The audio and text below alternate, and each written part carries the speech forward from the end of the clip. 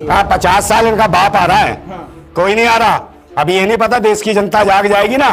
ये गिने चुने जो लोग हैं 2-3% लोग, इनका भूत उतरने वाला है इस देश के अंदर। यही बताते हैं कौन क्या खाएगा, क्या पहनेगा, क्या ओढ़ेगा, कहाँ भगवान दवा है, कहाँ अल्लाह जान देगा, कहाँ क्या नहीं देगा। और ये जो आदमी खुद चौकीदार कहता था, उसी सिंबल को लेके चल रहा है। तो ये मूर्ख है क्या है चौकीदार? किसको बताना चाहता? अपने आप स्वयंभू बनना चाहता, अपने आप को महाराजा घोषित करना चाहता है। ये पता नहीं नाली के कीड़े कहां से पत्रकार बन गए, समझे नहीं। अभी इसका प्रधानमंत्री छपास जी भी है, प्रचार मंत्री है, समझे, पाखंड जी भी है। ये क्या स्तंभ क्या थोपना चाह रहा है देश के ऊपर? जो बताओ अपना नोट पैदा किया हुआ उसको 7 वर्ष नहीं चला पाए है, तो ये क्या देश चलाएंगे? एम केयर फंड का मतलब क्या है? Personal Modi fund. तो ये पर्सनल मोदी फंड बना लिया इन्होंने अपनी जेब। ये उग्रवादी लोग हैं, ये आतंकवादी लोग हैं, देशद्रोही हैं, क्योंकि धर्म मजहब के नाम पर उकसाते हैं। एक बाबा माफी खोरों को वीर बोलते हैं ये लोग। भगत सिंह थे वीर, माफी खोर वीर नहीं था। आज हमारे साथ बातचीत करने के लिए नरेंद्र नंदाभाई राजपूत मौजूद है, जो कि पूर्व आर्मी भी है। इनसे बातचीत करेंगे। 2024 में कुछ भाजपा ये कह रहे हैं कि अब संसद भवन तो बन गया, अब 2024 तो हराना मुश्किल है। इसको किस तरीके से देखते हैं? देखिए, हराने वाली बात यह है कि जो सरकार है, ये सरकार वैसे भी जनता के द्वारा चुनी गई नहीं है, ये भी ईवीएम के माध्यम से आई है। अगर 2024 की जो डींगे मार रहे हैं कि सरकार आएगी, अगर ईवीएम पे चुनाव होता है तो निश्चित है ये आ जाएंगे। क्योंकि अगर बैलेट पेपर पे चुनाव होगा तो ये किसी भी कीमत पे इस भारतीय जनता पार्टी की देश में, मैं ये बताना चाहता हूँ कि 20 से ज्यादा सीटें आ नहीं सकती अगर बैलेट पेपर पर चुनाव होता है तो। ईवीएम पे हर बात का आप लोग बिल्कुल सच्चाई है, तो कड़वी है, क्योंकि इसमें कांग्रेस भी शामिल है और पार्टियां भी शामिल है, सब खुद जाएगी। अरे सब शामिल है, ये सब शामिल है, ये सब शामिल है, ये सबकी सब मिली हुई है, क्योंकि ये उसी व्यवस्था को लागू करना चाहती हैं। कहीं ना कहीं पाखंडवाद का विरोध कर रही है, मगर ये चाहती हैं कि देश के अंदर कट्टरता बनी रहे, हिंदू के नाम पे कट्टरता हो, मुसलमान के नाम पे कट्टरता हो, जिससे इन्हें विकास ना करना पड़े। देश को बेचना है इनको, चाहे कांग्रेस हो, भाजपा हो। महंगाई करनी है, लोगों को भिखारी बनाना है, यहाँ के लोगों को बधुआ गुलाम बनाना है।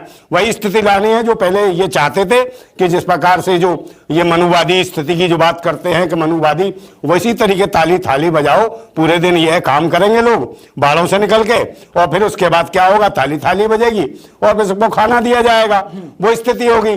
फिर स्थिति देखा जैसे अभी क्या हो रहा है, बलात्कार के मामलों में किसी को न्याय नहीं मिलता। क्या हुआ इसका सभी ने देखा, मनीषा वाल्मीकि का देखा, पिंकी लोधी का देखा बुलंदशहर से, और उन्नाव में जो मामला हुआ उसका देखा, और इसके बाद ये देखो ये जो पहलवान खिलाड़ी हैं इनके साथ क्या हो रहा है। तो ये उसी तरीके से ये तो पहलवान खिलाड़ी के बारे तो कह रहे हैं कि भाजपा के सांसद कह रहे हैं, अनुराग ठाकुर कह रहे हैं कि जिस हिसाब से लोग का मांग था वो पूरा किया गया। हाँ, मांग किया गया। ये तो देवता हो गए ना अब। ये देवता हो गए, सोचते कि ये देवता पद्धति को बना रहे हैं। जो सरकार और सत्ता में जो प्यादे भी हैं, जो इनके चिल्लर खटमल भी हैं, वो भी देवता हो जाएंगे। किसी के साथ, महिला के साथ बलात्कार कर लिया तो कहेंगे देवता का आशीर्वाद मिल गया। ठीक है, उसकी नाजायज संतान पैदा हो जाएगी तो देवता का आशीर्वाद से पैदा हो गए। समझे, कहाँ हो गए थे? तो इसी प्रकार से होगा कि कहां से पैदा हो गया बच्चा, कि फलानी जगह से निकल आया था, ढिकानी जगह से। तो उसी पाखंड पे है सरकार जो चाह रही है कि उसके छोटे छोटा प्यादा जो ये गुलामी की स्थिति जो पैदा करना चाहते हैं, ईवीएम मशीन के माध्यम से जो आ रहे हैं लुटेरे, अगर बैलेट पेपर पर चुनाव हो जाएगा तो इनको पता है कि जनता द्वारा हम चुने जाएंगे, तो ये जनता के हितों की बात करेगी। भी कर लीजिए, 50 साल अभी कहीं नहीं जा रही है। हाँ, 50 साल इनका बाप आ रहा है। कोई नहीं आ रहा। अभी ये नहीं पता देश की जनता जाग जाएगी ना। ये गिने चुने जो लोग हैं 2-3% लोग, इनका भूत उतरने वाला है इस देश के अंदर। ये ना समझे। मैं देखिए, सबको पता है कौन उतरेगा। किन लोगों का? पाखंडियों का उतरेगा, जो धर्म और मजहब के नाम पे कट्टरता कर रहे हैं। चाहे धर्म की कट्टरता कर रहे हो, चाहे मजहब की, उनकी कुटाई होगी, क्योंकि इनकी आपस में तो रिश्तेदारियां हैं धर्म मजहब वालों की, समझे नहीं। और दूसरे पूरे देश की आवाम को मूर्ख बना रखा है इन्होंने धर्म मजहब के नाम पे। यही बताते हैं कौन क्या खाएगा, क्या पहनेगा, क्या ओढ़ेगा, कहाँ भगवान दवा है, कहाँ अल्लाह जान देगा, कहाँ क्या नहीं देगा। सब ये नौटंकी करते हैं। एक बात बताइए, भगवान का दवा होता है किसी नीचे मीनार के नीचे तो चिल्लाते हैं ज्ञान पापी में दवा है। तो एक बात बताओ, भगवान क्या इतना कमजोर है? जो ईश्वर है महाशक्तिशाली है, और शक्तिशाली चीज को दबी रह सकती है। तो ये मूर्ख है, मतलब ये भगवान से भी बड़े हैं। भगवान इनको कहता है कि आओ भैया हमें निकाल लो, हम यहाँ दबे हैं। तो इसका मतलब भगवान जब दबाए, भगवान तो शक्तिशाली, उसे कोई नहीं दबा सकता। कह रहे अब हिंदू मुसलमान पे नहीं, अब संसद भवन बन गया नया। पहले जो गुलामी वाली एक झलक था वो खत्म हो गया। अब आजाद भारत में आजाद संसद भवन गए। देखिए, आजाद भारत में संसद भवन के नाम पर नौटंकी कर दी है। ये 5 मंत्री हैं, पहले प्रचार मंत्री थे, 5 मंत्री हैं। ये इनको कहा जा सकता है सीधे मायने में ये 5 जीवी व्यक्ति है। भारत का प्रधानमंत्री नहीं है, ये चौकीदार। और जिस तरीके से वो स्तंभ का इस्तेमाल करा इन्होंने, वो क्या नाम था उसका स्तंभ का जो लेके घूम रहे थे, हाँ सिंगोल। तो सिंगोल कब से इस्तेमाल किया जाता है इनका? ये कोई राजशाही है? एक बात बताइए, ये लोकतंत्र है, ये राजतंत्र नहीं है। इसको राजतंत्र की परिपाटी पर धकेलना चाहते हैं। और ये जो आदमी खुद चौकीदार कहता था, वह उसी सिंबल को लेके चल रहा है। तो ये मूर्ख है क्या चौकीदार? किसको बताना चाहता? अपने आप स्वयंभू बनना चाहता, अपने आप को महाराजा घोषित करना चाहता है। तो ये देश की प्रजा नहीं है, प्रजा लोकतांत्रिक प्रजा है, समझे नहीं? राजा की गुलाम नहीं है। और ये गुलाम बनाना चाहते हैं देश की पब्लिक को, ये देश की जनता को गुलामी से निकाले हैं, कह रहे हैं संसद भवन लाके। अरे कहीं नहीं है, संसद भवन के नाम पे हजारों लाखों करोड़ रुपया बर्बाद किया देश की जनता का। ये रुपया कहीं और भी लग सकता था। देश की संसद की जर्जर हालत नहीं थी, समझे नहीं, जो इसको बदलने की जरूरत पड़ गई। सुधीर चौधरी कह रहे नाले से पानी बह रहा था, रेस रहा था, इसलिए। हाँ, वो तिहाड़ जेल में रहा ना। तिहाड़ जेल में नाले बहुत बह रहे हैं, उसकी गंदगी की सुनाई दे रही होगी, तो उसे महक आ गई होगी तिहाड़ जेल की नालियों की, समझे नहीं? तो उसे वो नाला वहां पे भी दिख रहा है, संसद भवन में भी नाला था, समझे नहीं? ये पता नहीं नाली के कीड़े कहां से पत्रकार बन गए हैं, समझे नहीं? अभी देखो जंतर मंतर पे क्या हालत कर रखी है। जो सोशल मीडिया के लोग हैं, यूट्यूब चैनल वाले, उनको जाने नहीं दिया जा रहा। क्यों नहीं जाने दिया जा रहा भाई? भ्रम फैलाते हैं सोशल। क्यों नहीं जा रहे? क्यों भ्रम क्यों फैलाते हैं? सच्चाई दिखाते हैं। क्योंकि यूट्यूब वाले क्या करते हैं, इनका पेंचर कर दिया, इनकी ट्यूब का, सरकार की ट्यूब का, समझे? इनका बता दिया कि साले कैसे चल रहे हैं। ये सब पाखंडी है, ढोंगी है, समझे? मेन मिस्ट्री मीडिया के लुटेरे कुछ दिखाते हैं नहीं हिंदू मुसलमान के अलावा, कि पाकिस्तान में क्या हो रहा है, चाइना में क्या हो रहा है। भारत में क्यों नहीं बताते भाई कि महिला जो खिलाड़ी है उनका बलात्कार हो रहा है, उनको न्याय नहीं मिल रहा है, समझे नहीं? और ये देखो कितने सारे बलात्कार हो रहे हैं देश के अंदर। इनकी तो पद्धति बन गई है, सारे अय्यास है, ये ढोंगी हैं, ये पाखंडी है। और ये देश का प्रधानमंत्री छपास जी भी है, प्रचार मंत्री है, समझे? पाखंड जी भी है। ये क्या स्तंभ, क्या क्या थोपना चाह रहा है देश के ऊपर? पहले देश के उसके क्या नाम, अशोक स्तंभ के साथ मजाक करा। पहले शांत प्रिय शेर को उसने चिंगारता हुआ बना दिया कि शेर जो चीखने वाला, खून निकालने वाला। तो उसी मानसिकता के लोग हैं, चोर लुटेरे हैं, समझे? इनको पर खुद आतंकवादी तरीके के काम प्रक्रियाएं करी है इन्होंने ना। पुलवामा में बताया, ये पुलवामा में जो सतपाल मलिक जिन बातों को उठा रहे थे उनको दबाने के लिए काम किए गए हैं बहुत सारे, जो आवाज उठाई जा रही है। देश विरोधी है मोदी जी का। कौन सा? अरे ये देश विरोधी तो ये बता दो, देश हित में करा क्या है? जो नोट इन्होंने छापा था अभी 2000 का है, पहले कह रहे थे भाई 1000 के नोट से काला बाजारी हो रही है, काला धन इकट्ठा हो रहा है, फिर 2000 का क्यों छापा? और 2000 का जब छाप दिया तो उसको 7 साल नहीं चला पाए। जो बताओ अपना नोट पैदा किया हुआ उसको 7 वर्ष नहीं चला पाए है, तो ये क्या देश चलाएंगे?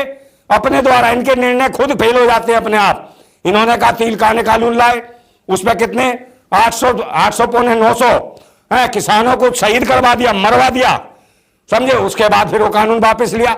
ये लोग इन्हें अपने निर्णयों का इनका भरोसा नहीं है।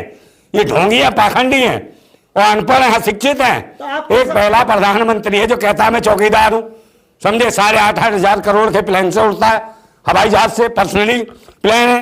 बताओ, पीएम केयर फंड बना दिया इन्होंने अलग से। पीएम केयर फंड का मतलब क्या है? Personal Modi fund. तो ये पर्सनल मोदी फंड बना लिया इन्होंने, अपनी जेब भर रहे हैं।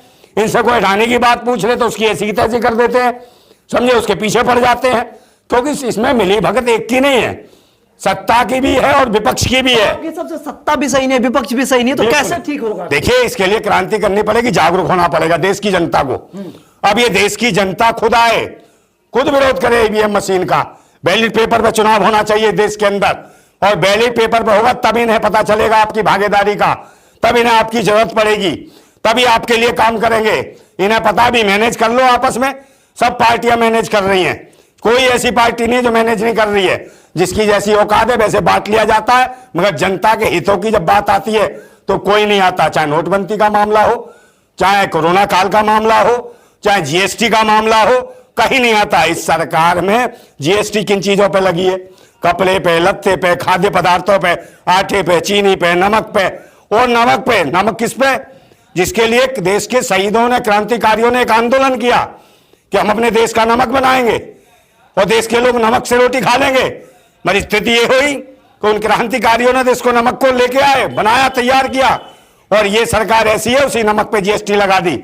ये नमक हराम सरकार है जो नमक पे भी जीएसटी लगा दी है इसने। इसे शर्म आनी चाहिए। देशभक्त बताते हैं सरकार अपने आप। अरे देशभक्त नहीं, मैं खुद कह रहा हूं, ऑनलाइन कह रहा हूं, ये देशभक्त नहीं है, ये उग्रवादी लोग हैं, ये आतंकवादी लोग हैं, देशद्रोही हैं, क्योंकि धर्म मजहब के नाम पर उकसाते हैं। ये पहला प्रधानमंत्री है जो भगवान के नाम पे वोट मांगता है, बजरंगबली। अपने अपने विकास क्यों नहीं बताता है? तो ये पहले लोग हैं, जबकि हमारे भारत का संविधान तो भगवान को साथ लेके चलते हैं ना। आप राज्य की बात, मेरी बात सुन लो। हाँ। कौन मांग रहा? अल्लाह ऊपर कह के कौन मांग रहा था? हैं? ओवैसी अल्लाह ऊपर कह के मांग रहा था जब इन्होंने बजरंगबली कहा तो एक थाली के चट्टे बैठे ये जो कट्टरता के नाम पे कर रहे हैं, देश के लिए दुश्मन है, समझे, नासूर है देश के। इनको सालों को मार मार के भगाना, देश वाले सब मार मार के भगाएंगे इनको, जो कहते हैं अल्लाह अकबर के नाम पे वोट दो, बजरंगबली के नाम पे वोट दो। अबे ये बात बताओ, तुम अपनी बताओ ना, तुमने क्या बढ़िया काम करा, क्या गरीबों के हित में काम किया? देश के 65,000 स्कूल बंद कर दिए। कौन से? Primary school. इन्होंने शिक्षा बंद कर दी। किन में? रूरल एरियो में, गांव में। अब गांव का बच्चा प्राइमरी नहीं पढ़ेगा तो आगे शिक्षा प्राप्त कैसे करेगा? वो कोई रईस के बच्चे तो है नहीं कि उनका बाप जाएगा किसान, बार बार रोज स्कूल लेके आएगा और छोड़ के आएगा। तो स्थिति नहीं है। प्राइमरी स्कूल अगर गांव में होता था, तो जब गांव में होता था स्कूल, प्राइमरी स्कूल, तो गांव में क्या होता था, 5वीं कक्षा तक बच्चे पढ़ते थे और फिर उतने बड़े हो जाते थे कि वो जाके शहर तक जा सकते थे। मगर इन्होंने प्राइमरी स्कूलों को बंद किया 65,000 को। क्या मनसा है इनके पीछे? क्या मनसा है? ये चाहते हैं कि अशिक्षित हो, देशवासी अनपढ़ हो, तब तो मजदूर और लेबर बनेंगे, गुलाम बनेंगे, अंधभक्त बनेंगे, अंधविश्वासी बनेंगे। पहले देख लो कितने अंधभक्त है, कितने अंधविश्वासी लोग हैं। अच्छा, मतलब मोदी जी का जो सपोर्ट करते हैं अंधभक्त, अंधभक्त तो है ही। उन्हें खुद नहीं पता देश का इतिहास, किसी को भी इतिहास समझने लगते हैं। एक बात बताओ, किसी को वीर बोल देते हैं। एक बात, माफी खोरों को वीर बोलते हैं ये लोग। भगत सिंह थे वीर, माफी खोर वीर नहीं था, समझे। उन्हें तो माफी मांगी, मुखबरी के नाम पे दलाली खाई, समझे, तनख्वाह पाई अंग्रेजों से और देश के क्रांतिकारियों को मरवाया, समझे। चाहे पंडित चंद्रशेखर आजाद हो, ऐसे लोगों की मुखबरी करी, चाहे जलियांवाला कांड हो, इनकी मुखबरी करी। ये वो लोग हैं, उन्हें कहते हैं वीर। तो सावरकर वीर नहीं आपके? माफी खोर है, समझे। जंगले में से बुलबुल बन के निकल गया, महिमा मंडित। अरे क्या नाटंकी है। मोदी जी भी बुलबुल बन के निकल सकते हैं या कौआ बन के उड़ सकते हैं? कहां है? यही काम है। ये प्रचार ही करता रहता है 24 घंटे, समझे। देश का रुपया इन्होंने पानी की तरह बहाया और लूटा है।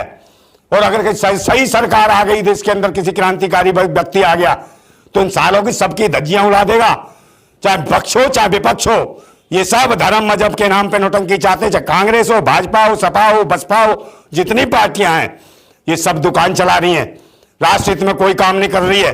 सब धर्म मजहब जात पात के नाम पे नौटंकी। मगर देश की आवाम की स्थिति खराब है। देश में महंगाई है, बलात्कार है, भ्रष्टाचार है, यौन शोषण है, गरीबी है, भुखमरी है, लाचारी है। इसके लिए कौन लड़ेगा, समझे। इसके लिए क्रांतिकारी आप लोगों को आवाज उठानी चाहिए। और ज्यादा लोग जो कहें, अपनी जगह से, अपनी जमीन से हर आदमी को आवाज उठानी चाहिए कि बैलेट पेपर पर चुनाव होना चाहिए, बैलेट मशीन पे नहीं।